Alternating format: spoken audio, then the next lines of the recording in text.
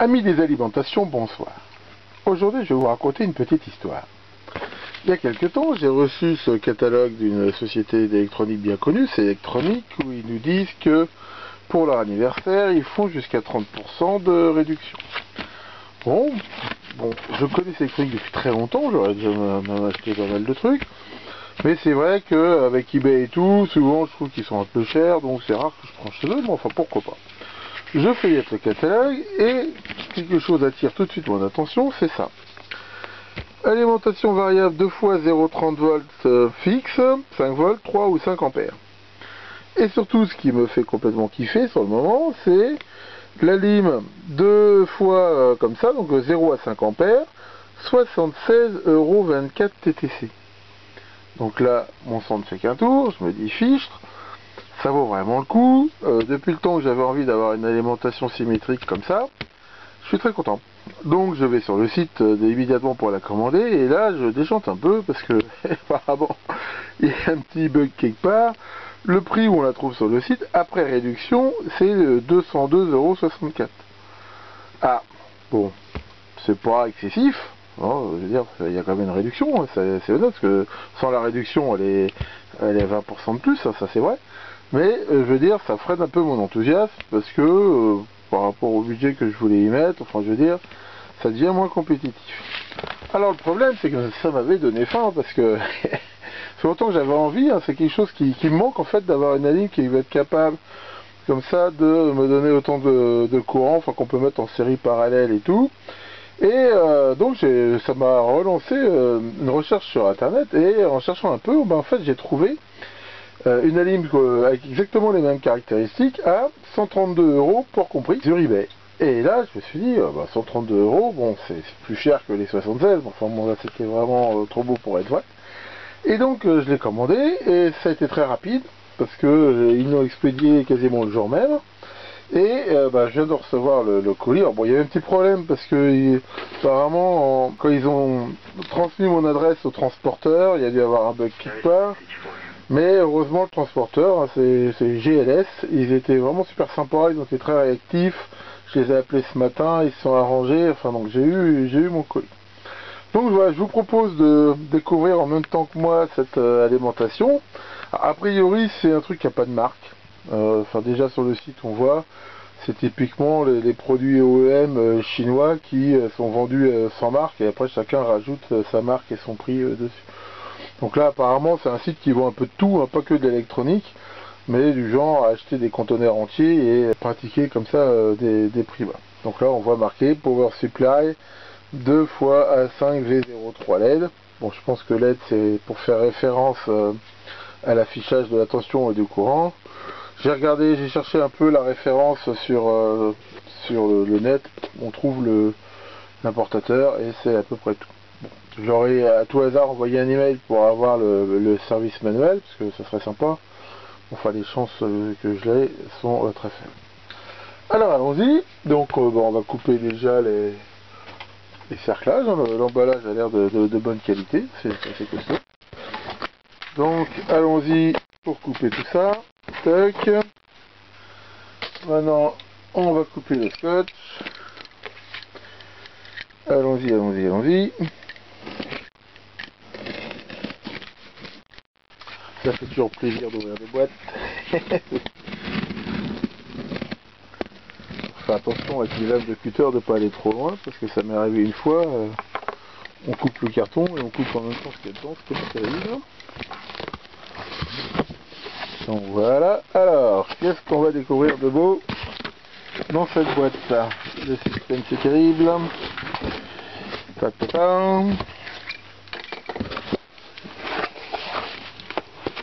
Voilà, donc bon, un emballage assez classique, un carton avec bloc en mousse. Ici le standard cordon d'alimentation pour une bonne qualité, rien à dire. Le manuel qui est déjà apparemment en allemand. Donc il est ici, on voit en anglais. Bon, comme ça de toute façon on a vite compris comment il marche. Ah, il est en français quand même. C'est en français, mais bien sûr c'est que le manuel d'utilisation, c'est pas le manuel de service malheureusement. Donc voilà, bon, enfin déjà la photo là correspond bien à ce que j'ai commandé. Bon, donc là j'ai arrêté de filmer parce que pour la sortir c'est pas facile, donc je la sors et bien, j'ai sorti l'engin de sa boîte.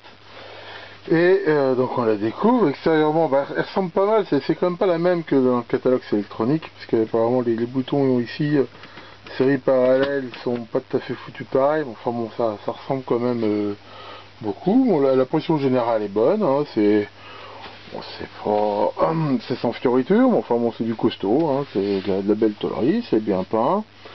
Vu le poids, c'est manifestement pas à mon avis un truc à découpage, on voit même en dessous il y a un gros écrou. Ça sent le gros transphotorique, et de toute façon on va l'ouvrir tout à l'heure pour voir, mais enfin c'est pas mal. Et ici donc bon voilà, réglage courant voltage, et donc ça sort ici donc 2 fois 0 à 30 volts jusque 0 à 5 ampères, et ici donc une sortie fixe 5 volts 3 ampères. Et ce qui est très intéressant, c'est que les alimes peuvent être complètement indépendantes, isolées, ou mise en série ou en parallèle, ce qui fait qu'on peut aller 0 30 volts 10 ampères, une source unique, ou en les mettant en série jusqu'à 60 volts 5 ampères, donc en fait c'est en plus une alimentation symétrique, c'est pas mal. On voit ici marqué Master Slave, ça veut dire que quand on est en mode parallèle ou série, on va régler que ici, et ça va régler les deux alimes. Bon, il y a eu un petit coup de fil, je sais plus trop où j'en étais. Enfin, donc ça a l'air très classique, donc vu le poids, comme je disais, c'est sans doute du classique alimentation linéaire. D'ailleurs, on va regarder derrière le côté pile, donc on voit qu'il y a 2 gros radiateurs, donc là il y a sans doute en dessous c'est cache, probablement des transistors de puissance, alors combien il y en a j'en sais rien, mais enfin au moins. Ici donc le fusible et le truc d'alimentation, et ici une étiquette, on voit input voltage 207 à 253 volts. Et bon, le truc contrôle qualité. Donc voilà, aucune marque, hein, c'est vraiment de... Là pour l'instant c'est brand new, mais enfin bon c'est quand même assez lourd. Hein, alors c'est une bonne nouvelle quelque part, parce que si c'est un truc à découpage ultra moderne et tout, c'est très bien, mais ça veut dire que si ça tombe en panne, souvent c'est pas facile à réparer. Le fait que ça donne, ça soit comme ça, quelque chose de plus classique, eh ben il y a des chances que ça soit quand même beaucoup plus facile à modifier et surtout à réparer en cas de problème. Donc on va la brancher pour voir. Donc voilà, j'ai branché la prise, alors on va la mettre en route. Donc là j'ai mis les boutons current à mi-course et voltage au minimum. Attention, c'est parti, tac. Donc on entend un petit ronronnement de transfo, mais pas de ventilo. Et ça c'est plutôt sympa, parce que ça évite de faire du bruit. La bonne nouvelle déjà, c'est que tout est à zéro. Parce que la dernière alim que j'avais, à vide déjà, elle me débitait je sais pas combien de milliampères, enfin bon, c'était lié à un problème d'un ampli up. Donc ici, bon, on voit le courant en rouge, la tension en vert. Donc bon, on va faire l'essai. Donc ici, on voit qu'il y a 4 combinaisons possibles. Hein. Quand les deux sont sortis, c'est indépendant. Et sinon, après, on a la combinaison série parallèle. Donc là, elles sont en mode indépendante. Donc on va déjà tourner la première là. Et on voit que la tension monte. Alors, quelque chose qui est pas mal, on entend des bruits de relais. Voilà, donc ça monte jusqu'à 38. Et le fait qu'on entende des relais, c'est quelque part c'est une bonne nouvelle aussi. Pourquoi? Parce qu'en fait souvent ce qu'ils font dans ces alimes là, hein, c'est que le transformateur de puissance a plusieurs sorties, et que selon la tension demandée, en fait il commute les enroulements de façon à limiter la perte de puissance. Parce qu'on comprend bien que une alim 30 volts, si je lui demande 0,5 volts et à 5 ampères, on voit que ça fait presque une perte de 25, enfin de presque 30 volts on va dire à 5 ampères, ce qui fait 150 watts de dissipé pour rien dans les transistors derrière, ce qui est beaucoup. Donc ici on va essayer la deuxième voie, donc là pareil on entend ce cliquetis de relais, et ça c'est tout à fait normal, hein. C'est plutôt, donc je dis c'est plutôt bien. Bon, maintenant ce que je comprends pas, c'est pourquoi ils s'emmerdent avec des relais, parce que ça coûte relativement cher, sachant que, enfin moi j'avais déjà fait une alim comme ça. Ce que j'avais fait plus tôt, c'est j'avais mis un transistor MOSFET juste avant en fait, juste après je veux dire, entre le pont de diode et le condensateur de filtrage, hein, on peut faire ça aussi avec un thyristor, et qui en fait fait une pré-régulation de façon à limiter en fait la charge en fonction de la tension. Il me semble que vu le prix maintenant d'un MOSFET de puissance ou même d'un thyristor, je trouve que ça coûte moins cher que de mettre des relais et des bobines multiples. Enfin bon. Après, ils doivent avoir leur raison, que la raison ignore. Après tout, ça me dérange pas. Donc ici, on voit ici l'indication tension constante, courant constant. C'est-à-dire que dès qu'on va mettre en face, en route la limitation de courant. Alors, un test qu'on peut faire, qui arrive, c'est... on voit que quand on met à 0 la limitation de courant, bah déjà, il passe en courant constant. Bon, ça c'est pas très gênant, ça peut paraître bizarre à vide, mais enfin c'est une chose qui arrive souvent sur les alimes. Éventuellement ça peut se régler, mais non, c'est pas vraiment gênant. Et ici donc on a des sorties, donc l'écartement standard, sachant que au milieu là on a la Terre. Donc on voit que enfin, les deux entrées sont flottantes. Maintenant on peut ici le relier si on veut à la Terre ou pas. Justement, je suis en train de faire des adaptateurs par rapport à ça, enfin je vous montrerai ça plus tard. Bon, bah pour l'instant je suis plutôt très content, l'affichage est stable, c'est très lisible. Alors ce que je vais faire là, je pense que je vais l'ouvrir rapidement pour vous regarder un peu la qualité de l'appareil. Donc je l'ouvre et on voit un petit peu ce qu'elle a dans le ventre.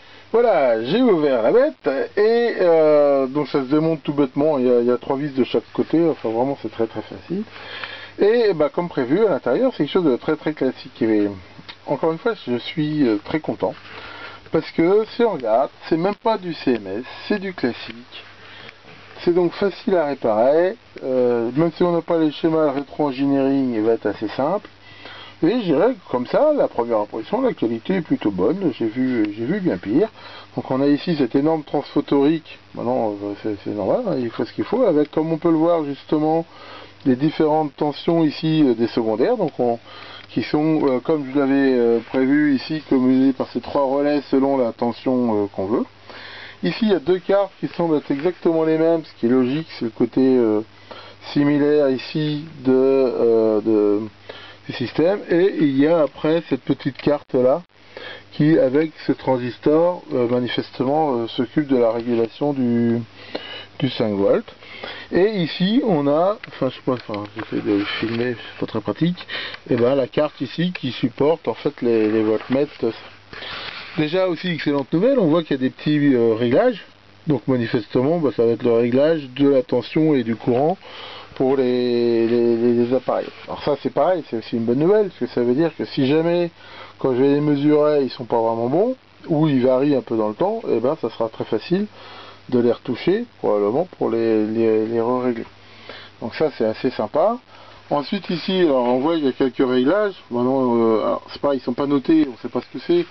Maintenant, déjà il n'y a pas de raison d'y toucher parce qu'elle a déjà dû être réglée en usine cette machine. Enfin au pire s'il y a besoin, ils sont faciles de repérer, de regarder. Généralement, de toute façon, les réglages c'est la tension max, c'est la précision du courant, des choses comme ça. Enfin c'est pas très compliqué. Donc on voit, hein, vous voyez, j'essaye de faire un peu un gros plan. Je vais le mettre en mode macro là pour essayer de vous montrer un peu mieux la qualité. Voilà, donc là je me suis mis en mode macro, vous voyez que c'est un circuit, c'est une sorte d'époxy, c'est même pas de la bakélite. Et globalement, c'est pas... Enfin je veux dire, c'est plutôt bon. Hein. J'ai vu bien pire. Vraiment, je suis plutôt une bonne surprise. Donc là on voit que ça existe en 110-220, là elle est en 220. Donc voilà, je vais m'arrêter là pour l'instant, parce que maintenant ce qu'il faut que je fasse c'est déjà la remonter, je vais la mesurer rapidement, puis surtout il va falloir que je lui trouve une place, parce que maintenant moi je suis full, donc ça veut dire que si je rajoute un gros appareil comme ça, il y en a un qui va être obligé de passer au second plan, donc il va falloir ça faire violence et faire des choses. Mais enfin bon, de toute façon c'est la vie. Donc je ferai sans doute une autre vidéo ultérieurement pour vous présenter les mesures que j'ai fait, parce que avec la charge électronique je vais pouvoir mesurer déjà la justesse de la tension et des ampèremètres ici, et puis surtout je vais pouvoir vraiment avoir une bonne idée de sa tenue en charge, aussi bien en statique qu'en dynamique, et voir si vraiment elle tient ses promesses. Hein, maintenant, enfin, quand on regarde déjà la qualité du transfo et sa taille, a priori, comme ça à première vue, ça a l'air correctement dimensionné, c'est-à-dire par rapport aux attentes. Donc voilà, hein, cette première impression elle est vraiment bonne, hein, je veux dire, pour qu'on voit le prix. Il faut savoir que ces alimentations on les trouve sous différentes formes, si ça se trouve elles viennent du même fabricant mais avec 2-3 changements. Et je veux dire, généralement le prix est plutôt entre 250 et 350 euros que 132, surtout avec le port inclus. Hein, pour un truc lourd comme ça, il y en a forcément déjà pour pas mal de ports. Donc vous la trouverez facilement sur eBay. Alors maintenant il y en a peut-être un stock limité, hein. A priori le vendeur qui les vend, il vend aussi d'autres modèles d'alimentation, des un peu moins chers, des qui ne sont pas doubles et tout. Mais honnêtement, jusqu'à présent, mon impression est très très bonne et je ne regrette pas du tout mon achat. Donc voilà, c'était pour vous faire partager cette petite expérience. Merci beaucoup de votre attention et à bientôt pour de nouvelles vidéos.